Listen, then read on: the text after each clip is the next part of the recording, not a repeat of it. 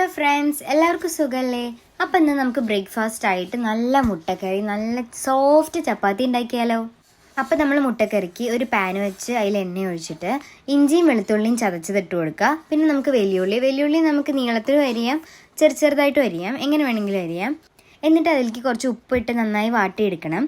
അതിലേക്ക് 1-2 പച്ചമുളക് നീളത്തിലോ വട്ടത്തിലോ അരിഞ്ഞിട്ട് ഇട്ട് കൊടുക്കുക. ഇതിൻ്റെ മസാലക്കൂട്ടിലേക്ക് ചിക്കൻ മസാല, ഗരം മസാല, പിന്നെ കുറച്ച് മഞ്ഞൾപ്പൊടി, മുളക് പൊടി, മല്ലിപ്പൊടി ഇതൊക്കെ നമ്മൾ മാറ്റി വെക്കുക. എന്നിട്ട് നമ്മുടെ ഉള്ളി വാട്ടിയിലേക്ക് കുറച്ച് തക്കാളിയും കറിവേപ്പില ഇട്ട് വീണ്ടും വഴറ്റുക. അതിനുശേഷം നമ്മൾ മാറ്റി വെച്ച മസാലപ്പൊടി നന്നായിട്ട് ഇളക്കി കൊടുക്കണം. എന്നിട്ട് ഇതിലേക്ക് കുറച്ച് വെള്ളവും, പാകത്തിനുള്ള വെള്ളവും, പിന്നെ കുറച്ചുകൂടി ഉപ്പിട്ട് കൊടുക്കാം. കുറച്ച് വെള്ളം ഒഴിച്ചു കൊടുത്താൽ മതി, കാരണം നമുക്കിനി തേങ്ങാപ്പാൽ ഇതിലേക്ക് ഒഴിക്കാനുള്ളതാണ്. എന്നിട്ട് കുറച്ച് നേരം അത് അടച്ചു വെച്ച് തിളപ്പിക്കുക. തിളപ്പിച്ചതിന് ശേഷം നമുക്ക് അതിലേക്ക് തേങ്ങാപ്പാൽ ഒഴിച്ചു കൊടുക്കാം. അതിനുശേഷം നമുക്ക് ബോയിൽ ചെയ്ത മുട്ട അതിലേക്ക് ഇട്ട് കൊടുക്കുക. എന്നിട്ട് മല്ലിയില ജസ്റ്റ് ഒന്ന് തൂവി കൊടുക്കണം.